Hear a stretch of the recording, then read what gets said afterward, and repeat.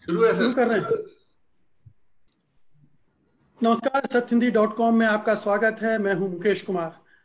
साथियों, अयोध्या में आज भूमि पूजन का कार्यक्रम संपन्न हो चुका है और मंदिर निर्माण की प्रक्रिया अब अपनी गति से आगे बढ़ेगी। लेकिन सवाल ये उठता है कि ये जो मूवमेंट है भारतीय इतिहास में, भारतीय राजनीति के इतिहास में, इसको किस तरह से दर्ज किया जाएगा और इसके आगे हमारे सामने कौन सी राजनीति आकार लेगी। इस मुद्दे पर बातचीत करने के लिए आज मेरे साथ चार वरिष्ठ पत्रकार मौजूद हैं। हमारे साथ हैं शैलेश शीतल जी मौजूद हैं, विजय त्रिवेदी मौजूद हैं और आलोक जोशी मुंबई से जुड़ रहे हैं। आप सभी का कार्यक्रम में स्वागत है। बातचीत शुरू करने से पहले अपने दर्शकों से एक निवेदन कर लूं कि अगर आप गोदी मीडिया को नापसंद करते हैं, उसमें आपको तरह तरह की खामियां नजर आती हैं और आपको लगता है कि स्वतंत्र पत्रकारिता होनी चाहिए, तो आपको स्वतंत्र पत्रकारिता के साथ आना होगा, उसको अपनी ताकत प्रदान करनी पड़ेगी। सत्य हिंदी की सदस्यता योजना इसी दिशा में एक बड़ा कदम है। इसमें आर्थिक योगदान देकर आप स्वतंत्र पत्रकारिता को मजबूती प्रदान कर सकते हैं। इसके लिए कृपया इस वीडियो के साथ दिए गए डिस्क्रिप्शन में जाइए, उसमें एक लिंक है, उसको क्लिक कीजिए और अपनी इच्छा के अनुसार भुगतान कीजिए। तो आइए अब शुरू करते हैं आज की ये परिचर्चा, जो कि अयोध्या में आज जो भूमि पूजन हुआ है उसके कार्यक्रम पर आधारित है। सबसे पहले शैलेश जी, मैं आपके पास आ रहा हूं। मैं जानना चाहता हूं कि आप इस घटना को, इतने लंबे समय से आप पत्रकारिता में हैं, राजनीति को देख रहे हैं, ये हम इसका जो राजनीतिक आयाम है उस पर चर्चा कर रहे हैं, तो आप इसको किस तरह से दर्ज कर रहे हैं आज की इस तारीख को, आज की इस घटना को, अयोध्या में मंदिर निर्माण का जो कार्यक्रम शुरू हुआ है उसको। दरअसल मुझे ये बात बहुत साफ साफ दिखाई दे रही है कि मोदी सरकार जो है वो तीन बड़े संकटों से इस समय घिरी हुई है। पहला संकट कोरोना है, सबके सामने है कि सरकार उसको हैंडल नहीं कर पाई। महाभारत 18 दिनों में जीता गया था और 21 दिनों में कोरोना जीतने की बात की गई और वो विस्तार हो ही रहा है। विस्तार होना था। दुर्भाग्य ये है कि जो हेल्थ केयर के लिए इंतजाम होना चाहिए था वो नहीं हो पाया।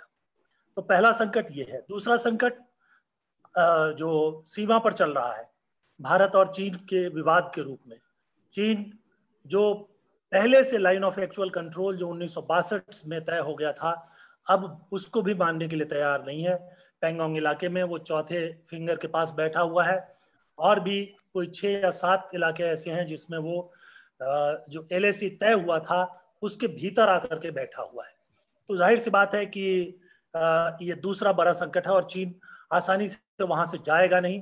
हो सकता है कि उसको बहुत कुछ आर्थिक छूट चुपचाप तौर पर दे दी जाए तो वो अभी के लिए कुछ आगे पीछे हो जाए, लेकिन वो वहां रहेगा क्योंकि भारत की सीमा पर जो सड़कें बनाई जा रही थी और जो हवाई पट्टी वगैरह की सुविधा जो विकसित की जा रही थी वो विकसित हो चुकी है और अब नजदीक से नजर रखने के लिए चीन जो है वो और अंदर की तरफ रहना चाहता है।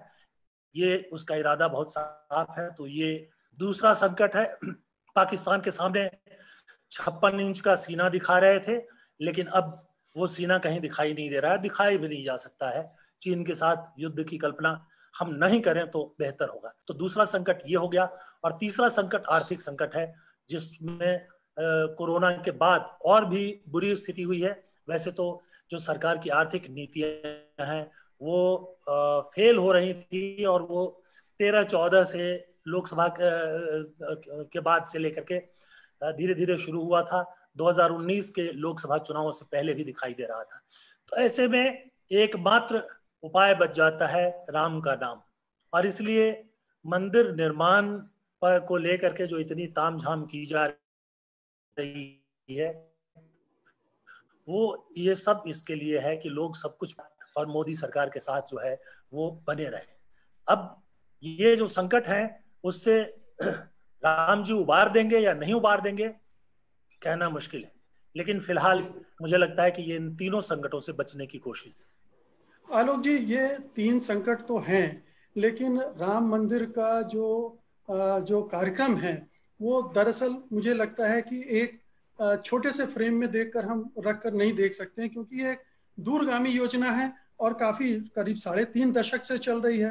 तो एक राजनीतिक अभियान है जो यहाँ पहुंचा है, और एक लंबा राजनीतिक अभियान इसके आगे भी होगा। इन संकटों से ध्यान बटाना तो एक मकसद हो सकता है, लेकिन अपनी राजनीति को इसके जरिए आगे बढ़ाना भी एक बड़ा लक्ष्य पार्टी के सामने है, संघ परिवार के सामने है। आपने आज की इस घटना को किस तरह से देखा? खासतौर पे मैं चाहूंगा कि प्रधानमंत्री ने जो कुछ कहा अपने भाषण में वहां पर, उसको भी थोड़ा सा आप अगर रेखांकित करते हुए अपनी बात रखें तो बड़ा अच्छा रहेगा। नहीं, मैंने मुकेश जी माफ कीजिएगा, लेकिन मैंने उस भाषण को ठीक से सुना नहीं है, इसलिए मैं उसको कोई बात नहीं, आप फिर। लेकिन जैसी बात आपने कही, ये बात इसको दो तरह से देखा जा सकता है। एक नजरिया जैसा शैलेश जी ने देखा कि इन संकटों से ध्यान भटकाने की कोशिश है।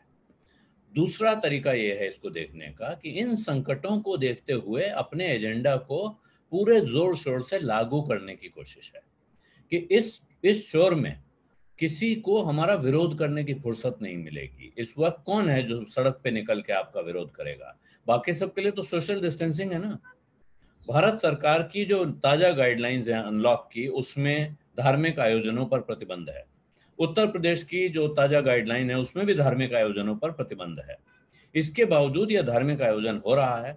कहा गया कि उसमें 200 लोग इकट्ठा होंगे, लेकिन उन 200 लोगों के साथ वहां 1 लाख लोगों को प्रसाद बांटने का की जिम्मेदारी जिला प्रशासन को सौंपी गई है। तो ये 1 लाख लोग कहाँ से आएंगे जिनको प्रसाद दिया जाएगा? क्या उनके घरों को पहुंचाया जाएगा? क्या व्यवस्था होगी? एलईडी टीवी लगाए जा रहे हैं शहर में जगह जगह, जहां से लोग इस आयोजन को देख सकें। मुझे लगता है ज्यादा बड़ी चीज यह है कि वो ध्यान भटकाने की कोशिश तो हर सरकार करती है। जो सरकार होती है उससे सामने जो समस्या होती है उनसे वो ध्यान भटका रही होती है। और हम विकट संकट में हैं, इसमें कोई शक नहीं है। आप स्वास्थ्य के क्षेत्र में देख लीजिए, इकोनॉमी के क्षेत्र में देख लीजिए, या बाकी समाज के अंदर एक दूसरे के साथ जो संबंध है उनके क्षेत्र में देख लीजिए। और अब प्रश्न यही है कि इसके आगे की राजनीति किस रास्ते पे जाने वाली है। क्या मंदिर बन गया इससे जो विराट हिंदू समुदाय है भारत का, जो बहुसंख्यक समाज है, वो खुश हो जाएगा, शांत हो जाएगा, और उसके बाद वो जैसे एक विजेता के अंदर जो सौम्य भाव आता है वो आएगा? या एक विजेता विजय के बाद जो पुराने पुराने फौजों के आपने उदाहरण पढ़े हैं इतिहास में कि जीत के बाद वो तलवार लेकर निकलते थे और जो लोग हारे हैं उनको रौंदते काटते निकलते थे, क्या उस मुद्रा में आने जा रहे हैं? प्रश्न ये है।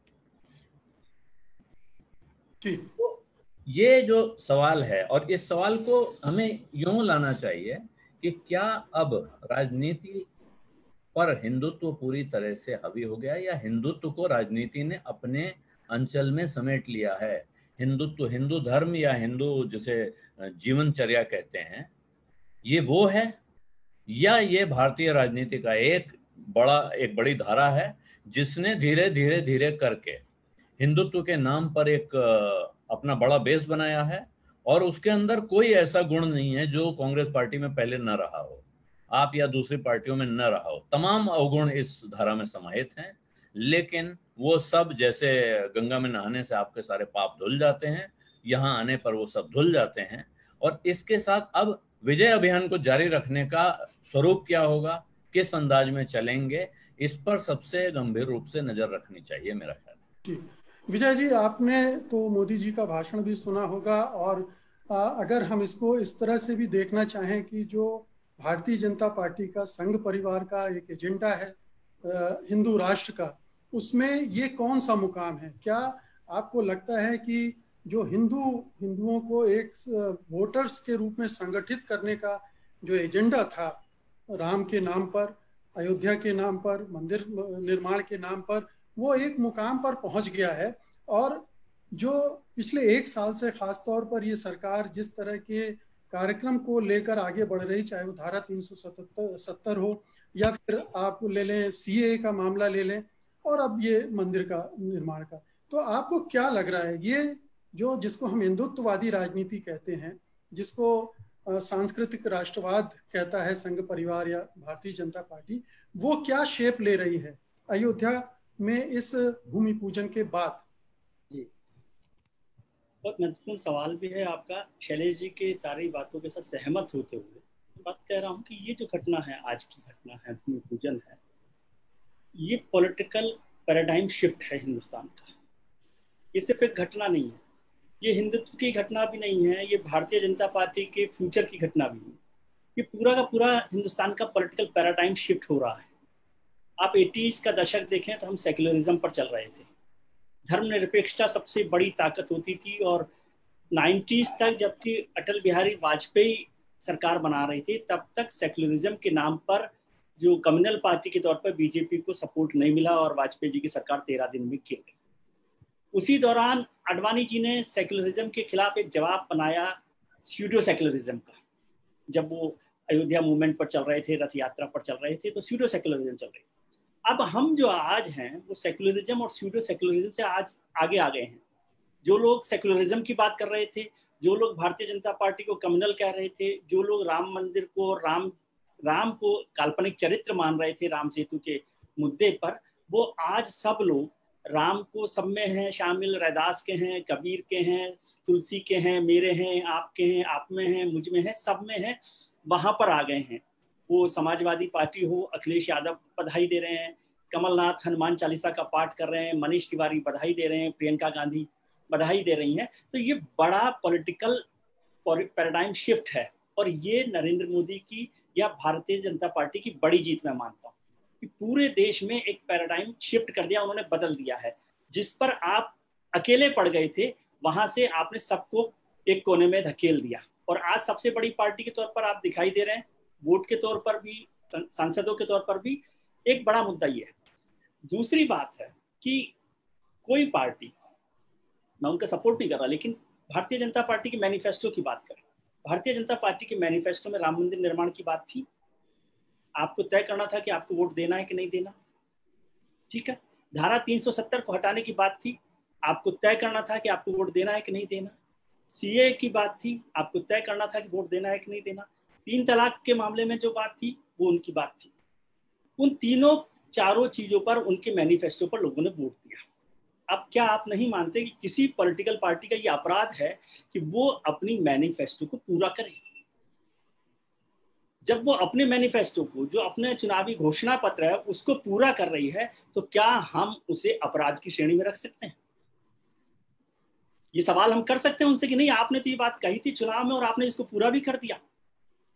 तो ये तो उनके लिए एक बड़ी बात है। और जो लोग समझ रहे हैं कि आज राम मंदिर का भूमि पूजन शुरू हो जाने से अब ये हिंदुत्व का मुद्दा फिजल आउट हो जाएगा, मुझे कतई नहीं लगता। आप 90s को याद कीजिए, अशोक सिंघल से मेरी बात हो रही थी, तब उन्होंने कहा था, देवव्रत साहब के साथ एक हल्की मुलाकात मेरी रही थी, तो बात हुई थी कि पूरा मुद्दा हिंदू के जो जातियों में बटा हुआ जो समाज है उसे एक करने का था। और यदि आपने देखा हो कि आडवाणी की रथ यात्रा के वक्त और 1992 में 6 दिसंबर को हिंदू में जो जातियों का जो बंटवारा था वो खत्म हो गया था, उस समय दिखाई नहीं दे रहा।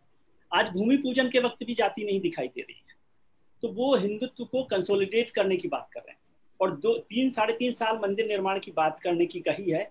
2024 के चुनाव तब आएंगे। इस बीच 2022 के उत्तर प्रदेश के चुनाव आएंगे, जब मंदिर निर्माण का काम तेजी से चल रहा होगा। मतलब योगी जी ने अपनी सरकार को कमोबेश, मतलब क्या होगा चुनावों में नहीं कह सकते, लेकिन वो एक सुरक्षित कर लिया 2022 के लिए। और 2024 के जब आम चुनाव होंगे तो नरेंद्र मोदी या जो भी लोग रहेंगे वो कह सकते हैं कि जो वादे उन्होंने किए थे वो पूरे किए।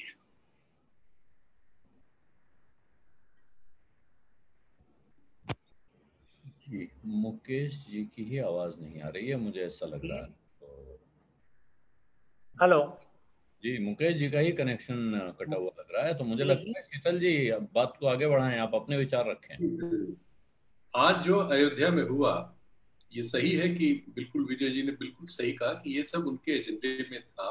उनके चुनाव घोषणा पत्र में सब चीजें उन्होंने पहले से कई बार हर चुनाव में लिखकर पेश की है।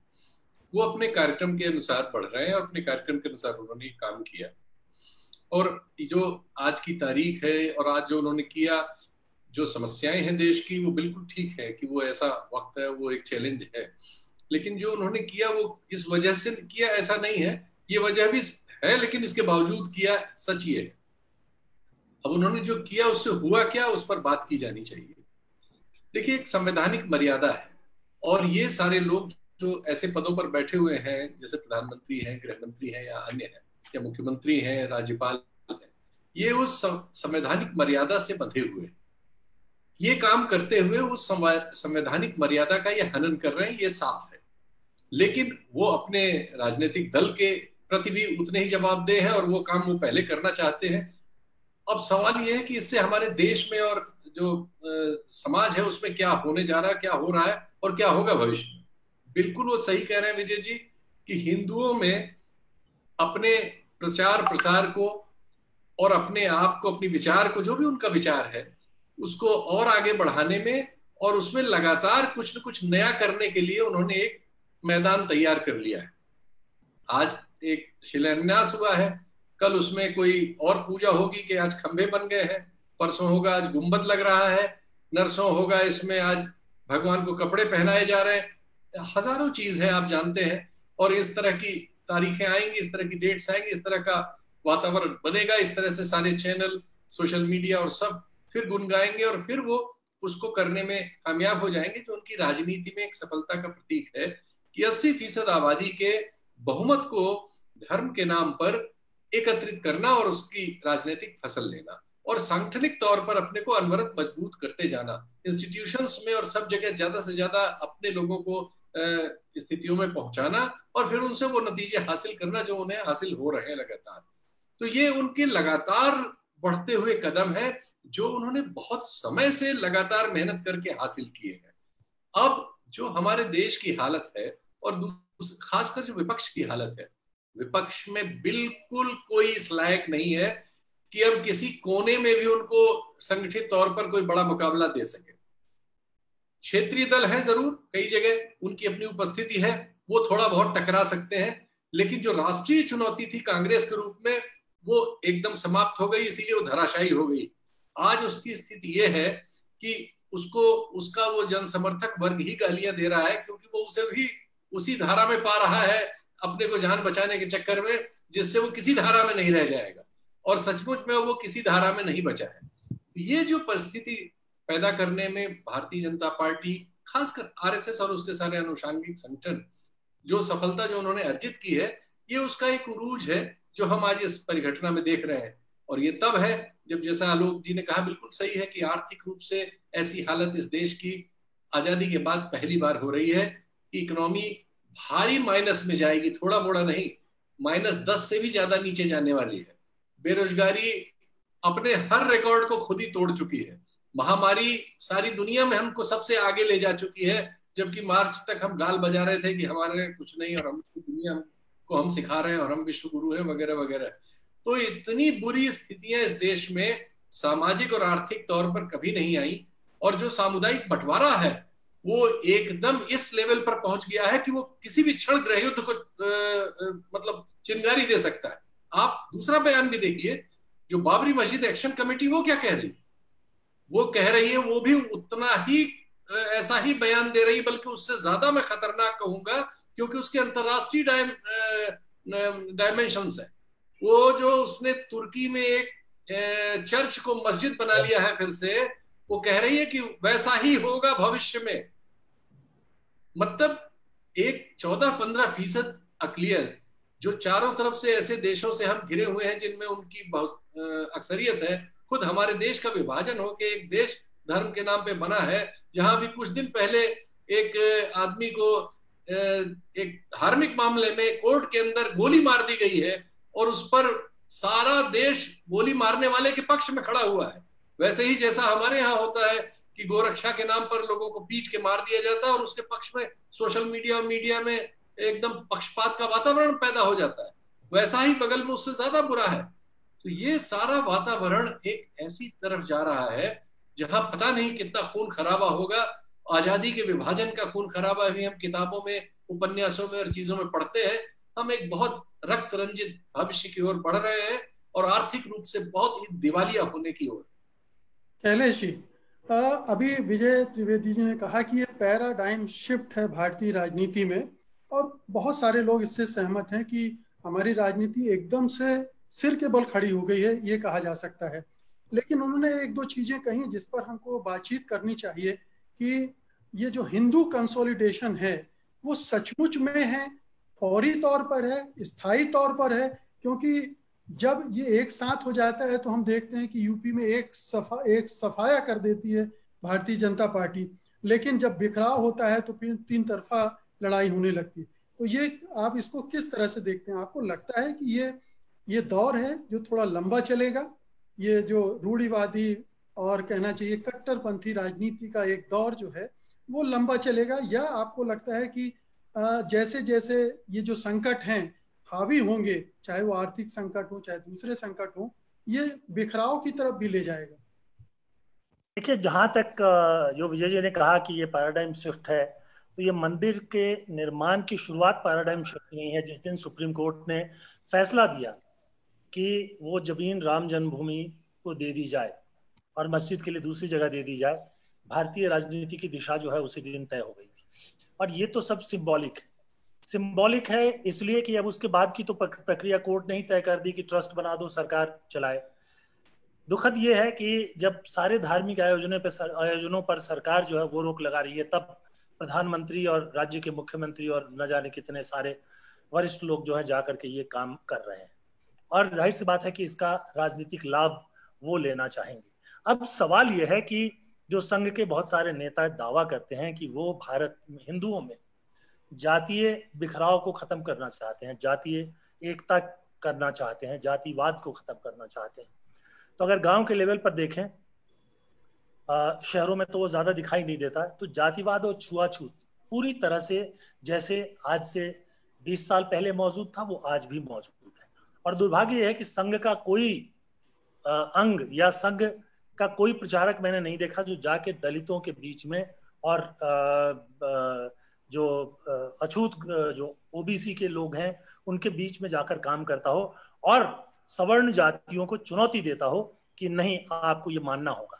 आपको याद दिला दूं कि गांधी जी ने जब साबरमती आश्रम की स्थापना की, वहां एक दलित ने, वो और उनकी पत्नी जो बहुत भक्त थे, उन्होंने आकर रहने का अनुरोध किया। गांधी जी ने उनके अनुरोध को स्वीकार किया, उनको बुला लिया और बाकी लोगों से कहा, जाहिर सी बात है कि उस दौर में ये बड़ा कठिन काम था किसी दलित के साथ में रहना, तो बाकी लोगों ने उस पर एतराज किया, तो उन्होंने कहा गांधी जी ने सीधे कि आप चले जाएं, लेकिन वो रहेंगे। तो बाकी लोग भी रहे और वो भी रहे। इसलिए हिंदू धर्म में सुधार का अगर कोई बड़ा काम किसी ने इस दौर में किया है तो वो दो लोगों को मैं मानता हूं, एक तो गांधी ने और दूसरे दयानंद सरस्वती ने या आर्य समाज ने, जिसने जातियों को तोड़ने की कोशिश की। संघ ने कभी जातियों को तोड़ने की कोशिश नहीं की। संघ की जहां जहां राज्यों की सरकारें हैं आप उठाकर देख लीजिए, चाहे दलितों को जिस रूप में सामने रखा गया हो। उत्तर प्रदेश का उदाहरण देता हूं, सब लोग समझ चुके हैं कि ठाकुर और ब्राह्मण की का जो वर्चस्व है वो वापस आ गया है। अपराध की दुनिया में से लेकर के अधिकारी की नियुक्ति तक सब जगह ये जो छाए हुए हैं ब्राह्मण और ठाकुर, और बीजेपी यही करती है और आरएसएस भी यही करना चाहता है। दरअसल वो जाति को तोड़ना नहीं चाहते हैं, वो जाति को खत्म नहीं करना चाहते हैं। लेकिन शैलेश जी, क्या ये मंदिर अभियान जोड़ेगा उनको? जोड़ रहा है और ये भी जोड़े रखेगा? किसी भी तरह से नहीं जोड़े रखे। सारे मंदिरों के दरवाजे दलितों के लिए खोल दिए गए। अब मंदिर में जो बाहर के मंदिर है, जो बनारस में विश्वनाथ मंदिर है, कौन आता है कौन जाता है उसकी जाति नहीं पूछी जाती। लेकिन जरा गांव के मंदिर की स्थिति देख लीजिए, किसी दलित की हिम्मत नहीं है जो कि वो सवर्णों के मंदिर में प्रवेश कर जाए, उसके आसपास चला जाए।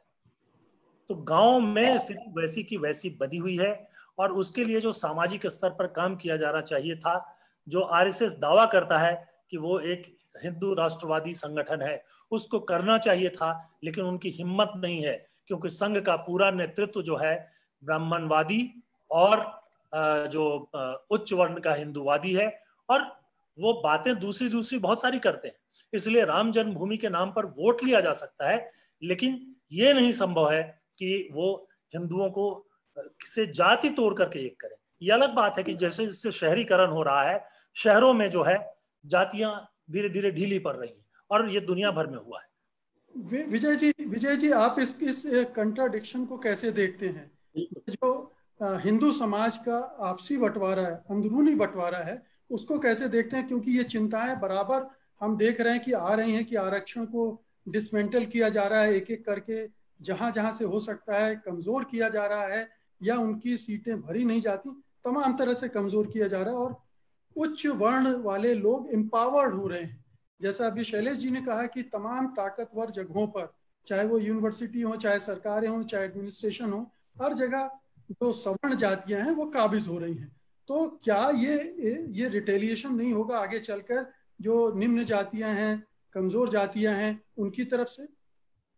इसको ऐसे समझने की जरूरत है, यदि हम संघ को जानना चाहते हैं, समझना चाहते हैं और जातिवाद को समझना चाहते हैं, तो संघ जो है पहला काम कर रहा है कि जातियों को हिंदुओं के तौर पर संगठित करने का काम कर रहा है। जातियों को खत्म करने का भले ही काम नहीं कर रहा होगा, लेकिन वो कह रहा है कि जातियों के तौर पे हिंदू समाज का बंटवारा नहीं।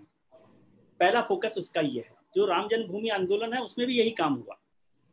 पहला काम है कि हिंदू नहीं बटे, जातियां खत्म होना उसका सेकंड स्टेप है, ठीक है। दूसरी बात है, हम जब संघ को नहीं जानते तो कुछ बात कर सकते हैं कि वो जाति पर काम कर रहा है कि नहीं कर रहा, लेकिन जो संघ की आज जो ताकत बनी है, जो आज भारतीय जनता पार्टी की ताकत बनी है, आज जो दलितों के जो एमपीज हैं, आज जो पिछड़ों के जो सबसे ज्यादा एमपीज हैं वो भारतीय जनता पार्टी के पास है। संसद में विधायकों में सबसे ज्यादा संख्या दलित और पिछड़ों की भारतीय जनता पार्टी के पास है। संघ की जो मजबूती है उसका कारण उसके साथ पिछड़ों और दलितों का जुड़ना है। अमित शाह ने, जिसे आप सोशल इंजीनियरिंग का नाम दे रहे हैं, वो उससे पहले संघ ने काम शुरू किया। मोहन भागवत जो आज सरसंघ चालक हैं, उन्होंने एक नया स्लोगन दिया जो अभी, क्योंकि वो सार्वजनिक तौर पे नहीं करना चाहते कि उसका क्या मतलब होगा, उन्होंने संघ के अंदर ये बात की है जो गांव-गांव में वो कर रहे हैं। उन्होंने एक नया नारा दिया है कि हर गांव में एक मंदिर, एक शमशान और एक कुआं हो। उसका मतलब कि अलग जाति के हिसाब से अलग अलग नहीं हो, क्योंकि जातियों के हिसाब से शमशान अलग अलग होते हैं, मंदिर अलग अलग होते हैं, जैसे शैलेश जी जिक्र कर रहे हैं। तो उन्होंने, मोहन भागवत ने कहा कि भाई इस पर काम करना चाहिए। संघ की जो सबसे बड़ी रूल बुक है, जिसे हम उनका कॉन्स्टिट्यूशन कहते हैं, विचार बिंदु किताब है, जिसे हम रूल बुक कहते हैं, संघ के जो लोग हैं उसको वो कहते हैं, वो किताब लिखी है रंगा हरि ने। रंगा हरि दलित लीडर, समझे। गुरु गोलवलकर की जो जीवनी है, जीवन चरित्र जो लिखा गया है, जो ऑफिशियल बायोग्राफी है, वो भी रंगा हरि ने लिखी है, ठीक है। तीसरी बात जो आपको ध्यान हो, 2017 में मोहन भागवत ने वो किया था व्याख्यानमाला दिल्ली में, उसमें उन्होंने कहा था कि अंतर जातीय विवाह पर संघ जो है उसका विरोध नहीं करता, बल्कि संघ में जितनी शादियां होती हैं उनमें से ज्यादातर शादियां अंतर जातीय होती हैं, ठीक है। यदि हम ये बार बार समझते रहेंगे कि संघ समाज को तोड़ने का काम कर रहा है, तो वो हम अपनी आंखों पर को बंद कर रहे हैं, क्योंकि उनको समझ में आया है कि ताकत ही वहां पर है। आप इसको पॉलिटिकली देखिए कि बीजेपी के पास सबसे ज्यादा पिछड़े और दलित एमपीज हैं, वो आए कहां से हैं, समझे। और संघ का जो विस्तार हुआ है, आज जो शहरी जो लोग हैं, आप जैसे जो बड़े लोग हैं, वो तो संघ की शाखा में नहीं जा रहे। संघ की शाखा में तो लोअर मिडिल क्लास, पिछड़ा, दलित और वो जा रहा है। संघ की शाखा में अपर क्लास के लोग नहीं जा रहे, वो तो संघ के कार्यक्रम में जाते हैं, ठीक है। कार्यक्रम में जाते हैं। और दलितों का बड़ा योगदान है, इसलिए हमें बल्कि ध्यान करना पड़ेगा कि संघ जो है वो ज्यादा उनके अंदर प्रवेश कर रहा है, घुस रहा है और उनकी ताकत के साथ अपने आप को जोड़ रहा है। वहां पर लोकल जो फेयर्स हैं, दलितों के जो पिछड़ों के जो देवता होते हैं, लोकल देवता जिसे हम लोक देवता कहते हैं, उनके जो त्योहार हैं वो मनाने का काम संघ ने बहुत लंबे समय से शुरू कर रखा है। आप इसका नतीजा देखिए उड़ीसा में, आप उसका नतीजा देखिए झारखंड में, आप उसका नतीजा देखिए छत्तीसगढ़ में, कि किस तरह से भारतीय जनता पार्टी और संघ की पकड़ हो रही है। तो ये इस पैराडाइम को मत समझिए कि वो बिल्कुल अलग चल रहे हैं, वो तो बल्कि आप समझते रहें और वो अपने काम में लगे हुए हैं। जी आलोक जी, मैं चाहूंगा इससे आप कितने सहमत हैं विजय जी से कि वो संघ को पता है कि हमारी कमजोरी कहाँ है और हमें कैसे उसे दूर करना है, क्योंकि वो एक बड़ा एजेंडा लेकर चल रहे हैं और अब उनके पास हर तरह की ताकत भी आ गई है, तो अब उस तरह के फैसले लेने की भी स्थिति में है जो थोड़े कड़वे हो सकते हैं सवर्णों के लिए, लेकिन जो हिंदू समाज की एकता के लिए जरूरी है, सीमेंट का काम कर सकते हैं, वो उस दिशा में भी बढ़ सकते हैं। तो हम जो कंसेप्ट लेकर चल रहे हैं, जो हमने कुछ बना के रखे हुए हैं आरएसएस के बारे में, संघ परिवार के बारे में, वो गलत भी साबित हो सकते हैं आने वाले दिन में। सर, साधु संतों के तमाम विरोध के बाद कामेश्वर चौपाल से शिलान्यास कराना, आप चाहे सिंबोलिज्म माने या कुछ भी माने, संघ का, विश्व हिंदू परिषद का एक रणनीतिक फैसला था जो 1989 में किया गया। वो दलित नहीं, ये बात सही है जो विजय जी कह रहे हैं, बड़ी सही बात है। और बहुत लंबे समय से, मैं इस बात से बहुत हद तक इत्तेफाक रखता हूँ, बहुत लंबे समय से संघ ने एक कंसर्टेड एजेंडा चलाया है दो स्तरों पर। एक वनवासियों के बीच, जिसे वनवासी सेवा संघ के नाम से उन्होंने काम किया, नानाजी देशमुख काम करते थे, उन्होंने देखा कि ईसाई मिशनरीज किस तरह काम करती हैं, उस काम को रेप्लिकेट किया। सरस्वती शिशु मंदिरों की जो चेन है पूरे देश में, छोटे बच्चों को अपनी विचारधारा बचपन से घुट्टी में पिलाई जाए, ये प्रयास किया, जिसका नतीजा आज आप देख रहे हैं। लाखों लोग, करोड़ों लोग ऐसे हैं इस देश में जो कोई तर्क सुनना नहीं चाहते हैं, उनको तर्क से कोई वास्ता नहीं है। शैलेश जी ने और शीतल जी ने जो 3 समस्याएं गिनाई, देश की गंभीर समस्याएं, वो किसी को क्यों नहीं दिख रही हैं? क्योंकि किसी ने इन समस्याओं से निजात पाने के लिए इस सरकार को वोट नहीं दिया था। उन्होंने वोट दिया था हिंदुओं के वर्चस्व के लिए, उन्होंने वोट दिया था कश्मीर में 370 की समाप्ति के लिए। आप भारत भर में कितने लोगों के सोशल मीडिया पे पोस्ट देखिए कि मैं कश्मीर में एक प्लॉट खरीदना चाहता हूँ। ये कश्मीर में प्लॉट खरीदने वाला कौन है? कौन जाएगा कश्मीर? आलोक जी, पहले शैलेश जी आपके बात का जवाब देना चाहते हैं, वो ले लेते हैं जी। फिर आप, उसके बाद मैं अपनी बात कंटिन्यू करता हूँ। जी शैलेश जी। नहीं, मैं सिर्फ इतना कहना चाहता हूँ कि ये जो आपने एक लाइन कह दी कि लोगों ने इनको 370 वगैरह वगैरह के लिए वोट दिया था, मुझे लगता है कि ये सिर्फ एक कारण नहीं था। आप देखिए कि मोदी जी ने रोजगार के बारे में क्या कहा था, कितने लोगों को रोजगार देने की बात की। कह रहे हैं के चुनाव से पहले उन्होंने कहा कि रोजगार के नाम पर नाराज होते लोग सरकार से, नाराज नहीं है ना। और कई चीजें थी यूपीए सरकार से बहुत नाराजगी थी, करप्शन का इशू था, विकास का मसला था, तो बड़ा वर्ग उस वजह से भी वोट देने गया। मैं, आप जो कह रहे हो कि नाराज नहीं है, मैं अभी इसके बारे में कुछ नहीं कहूंगा। 1975 से 77 तक पूरे देश में इंदिरा गांधी के खिलाफ कोई नाराजगी दिखाई नहीं दी। ये जो नाराज थे वो जेलों में थे, और उसके बाद 77 में जब खुला तो दिखाई दिया। तो ये दिखाई देगा, जो नाराजगी है वो मैं देख रहा हूं जब लोगों से बात करते हैं। जो लोग 2019 के बाद की स्थिति थी, मॉर्निंग वॉक करते समय मिल जाते थे और मोदी शब्द सुनते ही पहले गाली देने लगते थे, उनको लगता था कि कोई खिलाफ नहीं ये बोलने वाला है, और अब वो पूरी तरह से सुनते हैं, बहुत सी चीजों से सहमत होते हैं, बहुत सी बातें अपनी तरफ से रखते हैं। तो जो बदलाव है वो होने लगा है। अब वो 1 दिन में होगा कि 2 दिन में होगा, 2014 के चुनाव में होगा कि नहीं होगा, मैं नहीं कह सकता।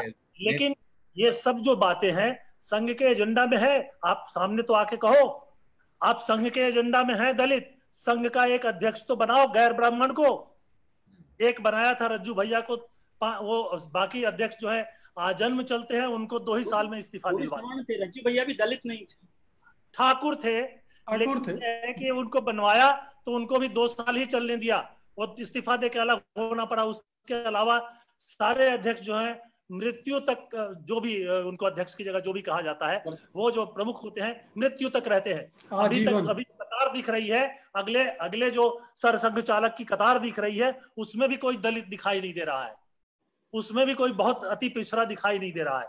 तो कहने और करने में फर्क होता है। यही मैंने आपको गांधी के उदाहरण से कहा। गांधी ने खुद उस जमाने में जो शौचालय या पखाना धोना सवर्णों के लिए अधार्मिक माना जाता था, खुद धोया, अपनी पत्नी को मजबूर किया कि धो, और उसके बाद अपने आश्रम में खुलेआम घोषणा कर दी कि आप लोग जाओ, वो जो हमारे दलित मित्र आ रहे हैं वो रहेंगे, पत्नी के साथ रहेंगे, आपके बीच रहेंगे। करो ना, एक पद दे दिया, राष्ट्रपति बना दिया। मैं भी जानता हूं पहले भी होता था, कोई पहली बार दलित को राष्ट्रपति बनाया गया है, कोई पहली बार दलितों को गवर्नर का पद दिया गया है, पहले भी ये सब काम होते थे।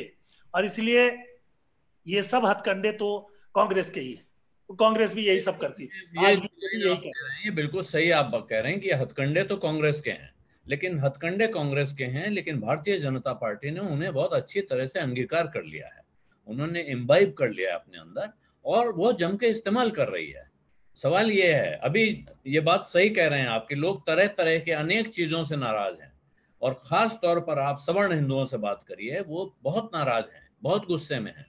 लेकिन कुछ देर बाद पूछिए, अगर वो आपसे मन की बात करते हैं तो फिर इनको जाना चाहिए। लेकिन ऐसा है कि हम लोगों के लिए पार्टी तो यही ठीक है। मन में अंदर एक घुसा हुआ है जी, क्योंकि उस आदमी के मन में भी वो एजेंडा है जो भारतीय जनता पार्टी के मन में एजेंडा है। और ये बहुत वर्षों के मेहनत का, परिश्रम का, जहर की खेती का फल है। ये आसानी से नहीं हुआ है कि जिस आदमी का कश्मीर से लेना एक न देना दो, वो 370 के हटने के लिए इतना आकुल है जैसे कि उसको ही वहां संपत्ति मिलने जा रही है या वो कश्मीर में शादी करने जा रहा है। उसका कोई वास्ता नहीं है, लेकिन वो कश्मीर में एक प्लॉट, आपने कितना देखा होगा, कश्मीर में प्लॉट ले लूं या कश्मीर में शादी कर लूं, ना आज जाएगा ना कभी कल जाएगा। लेकिन ये जो दलितों का और पिछड़ों का सवाल है, ये दलित और पिछड़ों का इस्तेमाल जिस प्रकार से कांग्रेस पार्टी वर्षों करती रही, भारतीय जनता पार्टी भी कर रही है। किसी भ्रम में नहीं रहना चाहिए। जो एक महान नेता का नाम लिया गया अभी, उनके बारे में कहा जाता है कि वो 4 साल 11 महीने अपनी जाति के नेता रहते हैं और चुनाव के 1 महीने में वो हिंदू हो जाते हैं। तो ये तमाम ऐसे लोग हैं और यही वजह है कि उत्तर प्रदेश के प्रशासन पे किस जाति का कब्जा है, थानों में किस जाति का कब्जा हो गया है, इस पर अच्छी तगड़ी डिबेट चल रही है। लेकिन सवाल ये है, उस वक्त भी तो जब प्रधानमंत्री नरेंद्र मोदी पहली बार जीते थे तो 31% वोटों से ही जीते थे ना, पूरे भारत ने वोट नहीं दिया था।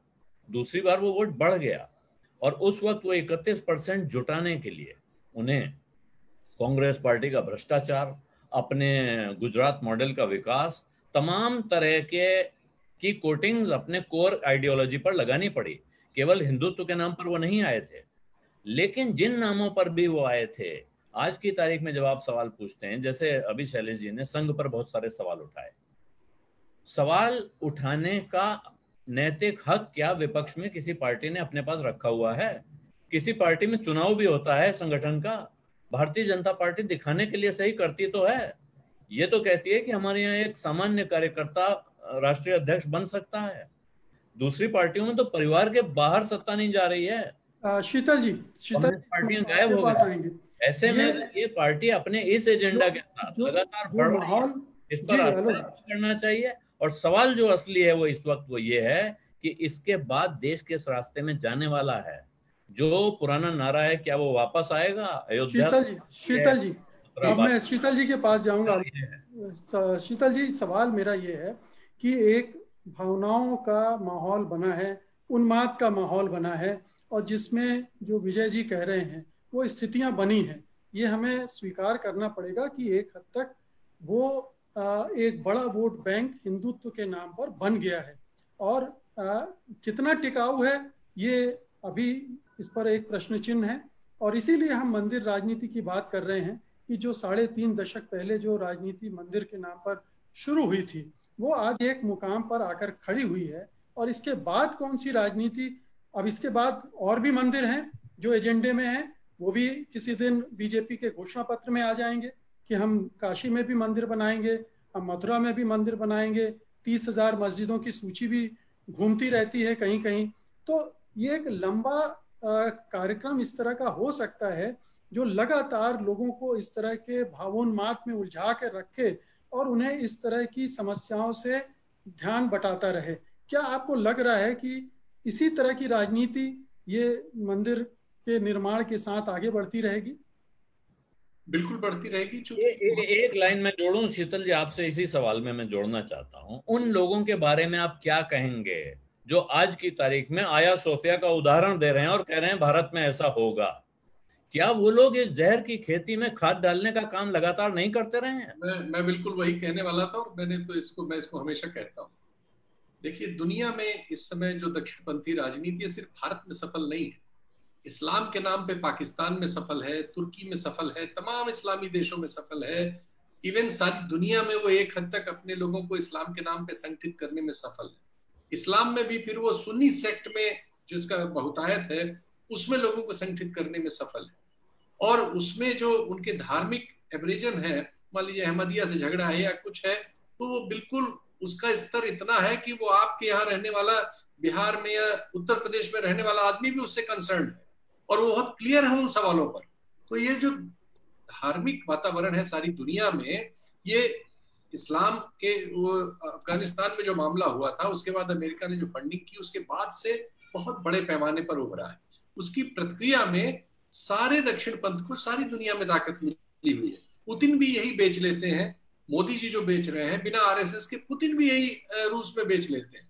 बोल्सोनारो वहां ब्राजील में इसको बेच लेते हैं, ट्रंप इसको अमेरिका में बेच लेते हैं, और उल्टे में इस्लाम के नाम पे पाकिस्तान में बहुत सारे राजनेता, और जैसा मैंने बताया तुर्की में, बांग्लादेश में, सब जगह बेच लेते हैं।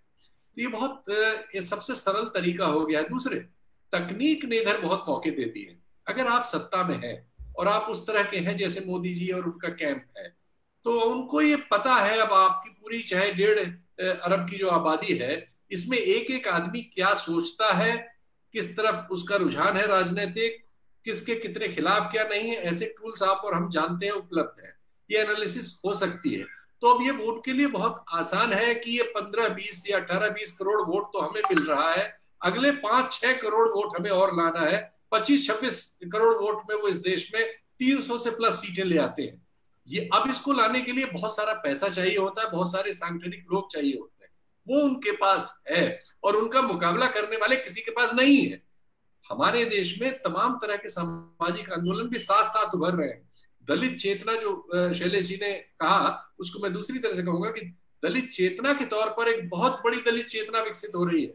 उसमें जो पढ़े लिखे लोग निकल के आए हैं, वो उन तमाम ऐतिहासिक और वर्तमान अपराधों को समझते हैं और वो अपनी एक राजनीति क्रिएट करना चाहते हैं। उनके पास रास्ते नहीं है, कभी वो मुसलमानों की ओर भागते हैं, कभी कांग्रेस की ओर भागते हैं, कभी अपनी बनाई हुई पार्टी बीएसपी में वो चीज खोजते हैं, कभी उसमें कोई नया नेता क्रिएट हो जाता है। लेकिन उसमें से बीजेपी और आरएसएस भी पोचिंग करता रहता है। उसको ये मालूम है कि उनमें भी छोटे छोटे डिवीजन है। मान लीजिए दलित है तो सिर्फ दलित एक मोटा शब्द नहीं, चमार मान लीजिए बीएसपी के साथ है तो पासी को बीजेपी ले जाएगी अपने साथ। वो ऐसे ओबीसी में भी बहुत सारे सब सेक्शंस हैं, एमओबीसी है, उनमें पोचिंग हो जाती है। तो जिसके पास सूचना है और पैसा है, वो इस समय इन चीजों का इस्तेमाल कर सकता है। और आरएसएस के पास तो बहुत बड़ा संगठन है जो लगातार बढ़ रहा है, उसकी तुलना में कोई भी प्रतिद्वंदी उस तरह से बिल्कुल नहीं बढ़ रहा है। किसी के पास आज की तारीख में 20-25 लाख लोग ऐसे नहीं है जो सोशल मीडिया में किसी भी चीज को 1 घंटे 2 घंटे में अफवाह में बदल दें, वातावरण बदल दें। अब सुशांत सिंह वाले मामले पर आप देखिए, रातों रात उन्होंने उस लड़की को ऐसा विलन बना दिया कि अगर वो पब्लिक में चली आए तो लोग उसे लिंच न कर दें। तो ये सामर्थ्य जो अर्जित कर ली है आरएसएस ने, ये बहुत ही मॉन्स्ट्रस है, बहुत बड़ी है। इसकी ताकत को आप 77 या उसके उदाहरण से जो शैलेश जी ने दिया, 77 और 2020 में दुनिया में बुनियादी परिवर्तन हो चुके हैं। उन गलतफहमियों से इसका इलाज मत करिए। आज बहुत आसान है कि इस तरह की धारणा अगर किसी क्षेत्र विशेष में, किसी आबादी विशेष के साथ है, तो उसे ये तकनीकी जानकारी के आधार पर किसी लोकल मामले में फंसा के या किसी बड़े मामले में फंसा के उल्लू बना ले। ये सब बहुत संभव है। आपने 2019 का भी चुनाव देखा है कि एक दुर्घटना हुई कि हमारे 40-45 फौजी एक पाकिस्तान स्पॉन्सर्ड आतंकवादी घटना में मारे गए। पूरा इलेक्शन पलट लिया उन्होंने उसके बाद।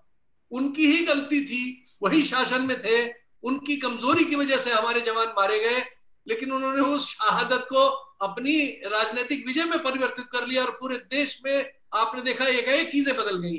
तो इस समय इन सब सामर्थ्य को अगर हम अनदेखी करेंगे और उनको कहीं से भी कमजोर समझेंगे और पुराने इतिहास की किसी घटना से उसको जोड़ के सोचेंगे कि ऐसे हो जाएगा, मुझे नहीं लगता ऐसा संभव है। लेकिन मैं विजय जी आपसे ये पूछना चाहूंगा कि हम लोग पूरी बातचीत जो है वो भारत के आंतरिक संदर्भों में ही कर रहे हैं, जबकि दुनिया का वैश्वीकरण हो चुका है। हम जानते हैं कि हिंदुस्तान के अंदर जो कुछ भी होता है उसकी प्रतिक्रिया दुनिया भर में देखने को मिलती है। दिल्ली में अगर दंगे में निर्दोष लोगों को फंसाया जा रहा है, जेल में डाला जा रहा है, तो उसकी प्रतिक्रिया मिडिल ईस्ट से होती है। धारा 370 हटाई जाती है तो चीन भी प्रतिक्रिया करता है।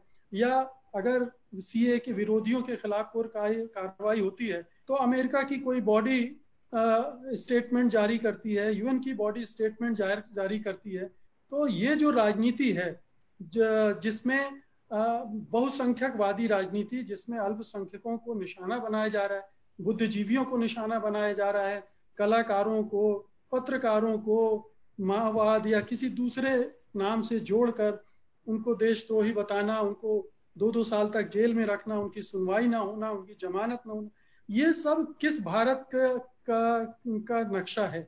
ये कौन सा भारत बनने जा रहा है? अगर यही राजनीति आगे बढ़ती है जिसकी हम लोग चर्चा कर रहे हैं, अगर वो और भी मजबूत होती है तो वो कौन सी राजनीति को जन्म देगा? जी विजय जी, आपकी बात जहाँ शुरू हुई है वहां पर शीतल जी ने अपनी बात खत्म की थी। शीतल जी ने कहा कि पूरी दुनिया भर में दक्षिणपंथी राजनीति जो है वो बढ़ रही है इंटरनेशनल लेवल पर। कुछ देशों को छोड़ दिया जाए, लेकिन सब जगह पर, इवन अमेरिका में भी उस तरह से ट्रंप साहब जिस तरह से बिहेव कर रहे हैं वो एक राइट विंग पॉलिटिक्स है। और जो मिडिल ईस्ट के और जो दुनिया भर के इस्लामिक देश हैं वो तो उसको कर ही रहे हैं।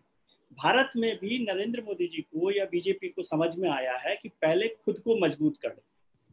आज भी उन्होंने कहा कि भय बिना न होए न प्रीत।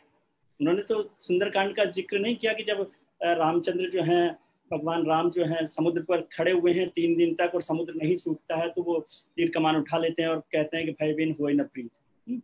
तो वो भय बिन होए न प्रीत में अपने आप को ताकतवर कर रहे हैं। मैं आपकी जितने आरोप या जो बातें हैं उनसे कहीं भी असहमत नहीं, वो सब कुछ हो रहा है, लेकिन इस सब के लिए केवल बीजेपी जिम्मेदार नहीं है। आप सोचिए पूरा देश जो है, पूरा नहीं तो ज्यादातर लोग जो हैं अब उस रास्ते पर चल रहे हैं। जो शीतल जी बात कहते हैं कि गलती भी शहादत में बदल जाती है और उसको आप एनकैश कर सकते हैं। जितनी परेशानी है, शैलेश जी जो कह रहे हैं कि बेरोजगारी की परेशानी है, महंगाई की परेशानी है और तमाम परेशानी है, लेकिन क्या हम उन सब बातों पर बोल रहे हैं? आज पूरे देश भर में कोई आवाज नहीं है। अभी जो पॉलिटिक्स है वो मैं इसके पॉजिटिव नेगेटिव तो नहीं जा रहा, स्ट्रेंथ पर और वीकनेसेस पे नहीं जा रहा। मैं बात कर रहा हूँ प्रेजेंट को आंखें मूंदिए मत। यदि कबूतर की तरह से आंखें मूंदेंगे तो बिल्ली खा जाएगी, आप समझ गए? इसलिए आंखें मत मूंदिए। अभी जो पॉलिटिक्स चल रही है वो वैसे हिंदुस्तान की हमेशा की पॉलिटिक्स है। वो पॉलिटिक्स का पहला कैरेक्टर है हीरोइज्म। चाहे वो जवाहरलाल नेहरू हो, चाहे वो इंदिरा गांधी हो, चाहे महात्मा गांधी हो, या नरेंद्र मोदी हो, या नीतीश कुमार हो। बिहार का इलेक्शन होगा तो बिहार में बाहर है नीतीश कुमार है, तो वहां पर नीतीश कुमार हीरो है। तो हम हीरोइज्म पर चलते हैं। और राम जन्मभूमि का पूरा जो मूवमेंट है वो हीरोइज्म का मूवमेंट है। हमारे नायक हैं, हमें नायक चाहिए। तो पहला फायदा बीजेपी के पास है कि उसके पास सबसे स्ट्रॉन्ग लीडर इस समय है, जो विपक्ष के पास नहीं है, जैसा आलोक जी कह रहे हैं। दूसरी बात, संगठन उनके पास बहुत मजबूत है, बड़ा। 18 करोड़ नहीं, 18 करोड़ वो कह रहे हैं भारतीय जनता पार्टी के मेंबर्स हैं, 18 नहीं तो 10 करोड़ होंगे। 10 करोड़ के भी फैमिली को यदि जोड़ लिया जाए तो 40 करोड़ लोग उनके पास है। वो एक बड़ी ताकत है। और तीसरा जो पावर है वो मनी का और पॉलिटिकल पावर है, सरकार में वो है। तो इसलिए इस रास्ते पर वो अभी सबसे ताकतवर तौर पर चल रहे हैं। 77 में क्या हुआ, 80 में क्या हुआ, वो सब बातें बहुत सारी होती है, इतिहास से हम बहुत सीखते हैं। और स्थायी तो कुछ भी नहीं होता। स्थायी हमेशा 50 साल, अगले 50 साल बीजेपी रहेगी, नरेंद्र मोदी रहेगी, ये तो कोई दावा नहीं कर सकता। अगर कर रहा है तो वो ज्यादा जानता होगा, मैं कम राजनीति को समझता हूँ। लेकिन मौजूदा स्थितियों में जो है वो अपनी ताकत को बनाए रखे हुए हैं और उन्होंने लोगों को अपने साथ जोड़ लिया है, इसलिए वो नाराज नहीं हो रहे। शैलेश जी की इस बात से मैं आंशिक तौर पर सहमत हो सकता हूं कि आज आप बात करेंगे तो मोदी जी के खिलाफ बात सुन सकते होंगे लोग, लेकिन आलोक जी उस बात में सहमत है कि फाइनली वो कहते हैं कि जाएंगे तो उन्हीं के साथ। वो जैसे परिवार में होता है ना कि बच्चे से बहुत नाराज है, लड़का बड़ा नालायक है, बहुत, आप पड़ोसी के साथ बैठकर उसकी बहुत बुराई करते हैं कि बिल्कुल नालायक है, कुछ नहीं सुनता है, तो कहा घर से निकाल दोगे? अरे अब घर से कैसे निकाल दें? वो जो भाव है अंत में जो जुड़ जाता है, उसने इनको बहुत ताकत दी हुई है, इसमें कोई शक नहीं है। एजेंडा कोई नहीं समझता है, ये मैं नहीं मानता हूँ कि एजेंडा सबको समझ में आ रहा है। और जो लोग कह रहे हैं कि आज मंदिर बनने के साथ, जो विजय जी ने भी कहा कि मंदिर बनने के साथ पैराडाइम शिफ्ट शुरू हुआ है, ये पैराडाइम शिफ्ट आज नहीं शुरू हुआ है। मैं आपको 30 साल पुराने एक लेख का के 2-4 लाइनें पढ़ के सुनाऊंगा। ये राजेंद्र माथुर का एक संपादकीय है, तारीख मुझे याद नहीं है, लेकिन ये 1989 के बाद का है। आडवाणी निश्चय ही मानते हैं कि अयोध्या का मंदिर भारत के राष्ट्र राज्य को नई शक्ति और दिशा देगा, जैसे कि विश्वनाथ प्रताप सिंह मानते हैं कि जाति युद्ध से हिंदू धर्म का कायाकल्प होगा और बदला हुआ हिंदुत्व इस राष्ट्र राज्य को भी बदल देगा। एक क्षण के लिए हम दोनों को सही मान लेते हैं, लेकिन सवाल यह है कि जब हिंदुस्तान मरीज की तरह बिस्तर पर पड़ा हुआ है और कई घाव उसके शरीर पर हैं, तभी क्या उसे सुबह 4 बजे उठाकर 10 किलोमीटर दौड़ाना और थकाने वाली पीटी करवाना जरूरी है? आपको एक हिंदू राष्ट्र चाहिए, लेकिन यदि राष्ट्र ही बिखर गया तो हिंदुत्व को लेकर किस खूंटी पर टांगिएगा? सदियों तक ऐसी खूंटी तो दोबारा मिलने से रही। 30 साल पुरानी यह आशंका है। और शैलेश जी, आपसे पूछ रहा हूं, ये आशंका आज की तारीख में क्या 30 साल पुरानी लगती है या इसका पुनर्जागरण हो गया? निश्चित तौर पे पुनर्जागरण हुआ है, लेकिन और ये जो बताया कि ये गए हैं, बड़ी चालाकी से गए हैं, उनको कहकर गए हैं कि तुमको हम बराबरी का अधिकार दे रहे हैं या दिलवाएंगे। असलियत तो यही है, उन्होंने देखा कि असल में हम जब हिंदू धर्म की बात करते हैं तो कई बार हम ये सोचते हैं कि वो दलित एक है। दलित एक नहीं है, 20 जातियां 50 जातियां हैं, और वो दलितों में आपस में भी छुआछूत है। ऐसा नहीं है कि उनमें नहीं है, इन द सेंस ऐसा नहीं है कि दलित की एक जाति का विवाह दूसरी जाति में हो जाता है। वो सब अपने आप में अलग हैं, वो सब अलग ही चलते हैं, और उसका फायदा हर पॉलिटिकल पार्टी उठाने की कोशिश करती है। बीजेपी इस समय इसमें कामयाब है, और कामयाब इसलिए हुई कि कांग्रेस के पास कोई नेतृत्व नहीं था। मनमोहन सिंह पॉलिटिकल लीडर नहीं थे, और राहुल गांधी में पॉलिटिकल लीडर होने की क्षमता तब तो नहीं ही थी, 14 में नहीं थी, 19 में भी नहीं थी, अब 24 में पता नहीं। लेकिन और पार्टी जो है एक व्यक्ति एक परिवार के आसपास केंद्रित है। राज्यों की जो पार्टियां हैं वो सब व्यक्तियों और परिवारों के आसपास केंद्रित है। एक नेता है, उसका पुत्र है, तो वो परिवारवाद जो है वो सिर्फ केंद्र में बैठे हुए हैं, इसलिए कांग्रेस पर दिखाई देता है, पर लेकिन वो समाजवादी पार्टी में भी है, वो लालू यादव की पार्टी में भी है, वो उड़ीसा में जो बीजेडी भी है, जम्मू कश्मीर में है, सभी जगह, हर जगह पे है। तो और इसलिए ये लोग जो है कभी जो है परिवारवाद के खिलाफ बोलते नहीं, कांग्रेस के खिलाफ। पहले वो सोनिया गांधी के नाम पर बोलते थे, फिर ये सब उछालना शुरू किया। दुर्भाग्यपूर्ण ये है कि विपक्ष में जो भी है, राहुल गांधी जनेऊ दिखाते हैं कि मैं ब्राह्मण हूं। अरे मैं कह रहा हूं 1974 में जब जयप्रकाश नारायण ने कहा कि जाति तोड़ो और उसके लिए जरूरी है कि जनेऊ तोड़ के फेंक दो, तो उस गांधी मैदान में जनेऊ तोड़ के मैंने फेंक दिया, अब फिर कभी नहीं पहना। जनेऊ हिंदू होने का प्रतीक थोड़े है, वो तो सिर्फ ब्राह्मणों का प्रतीक है। तो जनेऊ क्यों धारण करें, सबको क्यों नहीं ये करें? हाँ, मैं जानता हूं कि आरएसएस के लोग काम कर रहे हैं, हमारे इलाके में भी काम कर रहे हैं। उन्होंने कहा कि नहीं, तोड़ना नहीं है, सबको जनेऊ पहना देना है। तो वो दलितों को भी जनेऊ पहना देते हैं, पर दलित का जनेऊ अछूत जनेऊ है, ब्राह्मण का जनेऊ पवित्र जनेऊ है। जब बच्चे का जन्म होता है तो उस जनेऊ में से थोड़ा तोड़कर मांगा जाता है कि इससे उसको डांडा, कमर में एक डोरा बांध दिया जाएगा तो बच्चा सेहतमंद रहेगा। किसी दलित के जनेऊ से ये नहीं होता। और इसलिए आप इस बात को समझिए कि ये जो कह रहे हैं, जो सवर्ण नेतृत्व के जरिए, या एक ही तरीका है कि या तो वो उनको एम्पावर कर रहे होते, ठीक वही कहानी जो बीजेपी कर रही है, कांग्रेस कर रही थी। अच्छा, इनको 2000 भेज दो, उनको 5000 भेज दो, एक बार साल में या 2 बार या 3 बार 2-2 हजार भेज करके आप वोट तो ले सकते हो, लेकिन उसको कभी भी एम्पावर नहीं कर सकते। तो इसलिए शिक्षा चाहिए। आप शिक्षा के सारे ढांचा को तोड़ रहे हो। जो नई शिक्षा नीति आई है उसका बेसिक यही है कि सरकारी क्षेत्र सरकार से शिक्षा को हटा दो, ठीक वैसे ही शिक्षा को कर दो जैसे अमेरिका में है। संस्थाएं चलाएं, व्यक्ति चलाएं। स्वास्थ्य को निकालने की कोशिश पहले से ही बिना घोषित रूप से, बिना स्वास्थ्य नीति लाए हुए कर रहे हैं। तो इसलिए मैं ये मत समझिए कि मैं राम जन्मभूमि और आज के शिलान्यास से भटक कर बात कर रहा हूं। मैं वो बातें कर रहा हूं जिसके जरिए की भटकाने की कोशिश की जा रही है। जिस माध्यम से दलित और पिछड़े ऊपर आ रहे थे, शिक्षा के जरिए आ रहे थे, आप शिक्षा की कमर तोड़ देना चाहते हो ताकि वो शिक्षा जो है वो सिर्फ पैसे वालों के लिए रह जाए। तो कुल मिलाकर के उससे आप जो है, जो पिछड़ा और दलित है, वो कभी आईएएस नहीं हो सकता, वो कभी इंजीनियर और डॉक्टर नहीं हो सकता। मैं आरक्षण की बात नहीं कर रहा हूं, आरक्षण भी ये हटाएंगे ही। जो संघ की एक पहले खुली हुई अब दबी हुई इच्छा है, उसमें से ये शामिल है कि खत्म करो आरक्षण को, क्योंकि सवर्ण नहीं चाहता। वो एक समय आएगा मेरा ख्याल है जब जो जितनी इच्छाएं हैं दबी या छिपी या प्रकट, वो सारी पूरी की जाएंगी। लेकिन शीतल जी, एक सवाल आपसे पूछूंगा, क्योंकि मुकेश अब नहीं है तो मुझे लग रहा है हम लोगों को आपस में ही सवाल जवाब। ये डिबेट बहुत बड़ा हो गया है, तो आप वाइंड अप भी कर दें तो बेहतर है। क्या ये सवाल हम लोग यही पूछते रहेंगे कि संघ ने ऐसा क्यों किया, भारतीय जनता पार्टी ने ऐसा क्यों किया? ये जो बाकी पार्टियां हैं, बाकी राजनीति है, और एक गैर दलीय राजनीति भी हुआ करती थी इस देश में, आप अच्छे से जानते हैं, उन सबका क्या हुआ? उन सबका की नियति क्या भटकना भ्रष्टाचार के चंगुल में चले जाना, अपने परिवार को आगे बढ़ाना, यही है।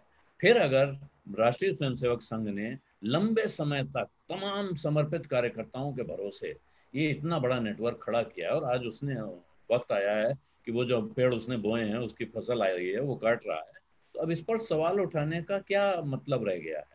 क्या अब हम संघ के बारे में, बीजेपी के बारे में अगले 50 साल वैसे ही बात किया करेंगे जैसे पिछले 50 साल, मैंने अब से 20 साल पहले की बात कर रहा हूँ, उससे पहले के 50 साल कांग्रेस के बारे में करते थे? इसमें ये गड़बड़ है, इसमें वो गड़बड़ है, इसमें ये खराबी है, लेकिन सामने कोई नहीं था। देखिए, ये तो सही है कि जो बदलाव हुआ है वो बिल्कुल उसी तरह से जैसे प्रकृति में कभी डायनासोर हुआ करते थे, उनका राज होता था और फिर वो एकदम पृथ्वी से लोप हो गए। अब हम उनको पढ़ते हैं, बायोलॉजी वगैरह में हिस्ट्री पढ़ते हैं ह्यूमन काइंड की, तो उसमें डिटेल्स में आता है मनुष्य, जानवर सब कैसे पैदा हुए। इन पार्टियों का वही हाल हो रहा है। इनके सारे टूल्स पुराने हो गए हैं, आज के युग के नहीं है। ये या तो किसी जाति पर या किसी क्षेत्र पर या किसी एक खास समस्या पर या किसी एक परिघटना से पैदा हुए दल थे, या ये डुप्लीकेट थे, ओरिजिनल नहीं थे। जैसे बहुत सारा हमारे यहाँ एक बड़ा लंबा सोशलिस्ट और दूसरे आंदोलन हुए, तो उसमें बिखराव हो गया क्योंकि वो इस वस्तु स्थिति के अनुसार तैयार ही नहीं थे। और आरएसएस जो है वो इस मामले में बहुत आधुनिक मतलब विचार करने वाला संगठन है, जिसने आज के जमाने के सारे मॉडर्न टूल्स को अपने में इस्तेमाल किया।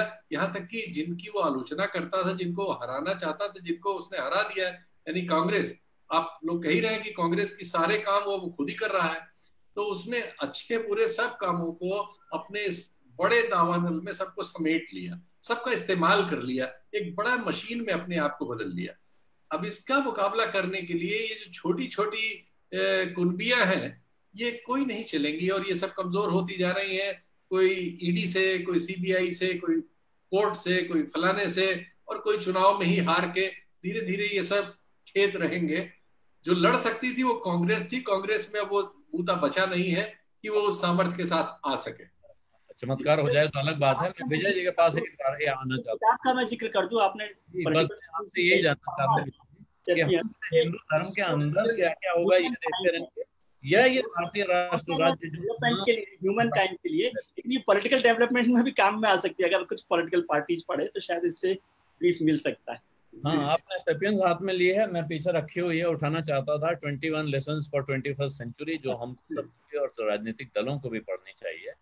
लेकिन अब सवाल यही है कि अगर राष्ट्र नहीं रहा तो ये हिंदुत्व किस खूंटे पर टंगेगा, और सदियों से जो काफिले आते गए, हिंदुस्तान बसता गया, तो क्या अब हम उस रास्ते बढ़ेंगे कि एक एक काफिले का पता लगाएंगे, उसका खूंटा उखाड़ेंगे, उसका खेमा उखाड़ेंगे और उसको भगाएंगे? और राष्ट्र कहीं नहीं जाने वाला है आलोक जी, राष्ट्र यहीं रहेगा, हिंदुत्व रहे ना रहे, राष्ट्र बहुत मजबूत है। उसके बाद एक शुद्ध राष्ट्र, हिंदू राष्ट्र, पवित्र हिंदू राष्ट्र बचा रहेगा। इसी पर चर्चा को हम लोग खत्म करेंगे। आप सभी का धन्यवाद मुकेश जी का, जिन्होंने हम सबको जोड़ा, और उसके बाद शायद कोई आधुनिक तकनीक उन पर हावी हो गई और वो खुद गायब हो गए। जी शीतल जी, आप खत्म करें जहां बोल रहे हैं। मैं ये कह रहा था उनके यहाँ बिजली कट गई। मैंने अरीब से पूछा था कि क्या हुआ भाई, हमारे प्रस्तोता कहाँ है, तो उन्होंने बताया उनके यहाँ बिजली नहीं है। लेकिन ये है मॉडर्न तकनीक की कमी से क्या हो जाता है। इसी के साथ आप सबका धन्यवाद, देखने वालों का धन्यवाद, नमस्कार।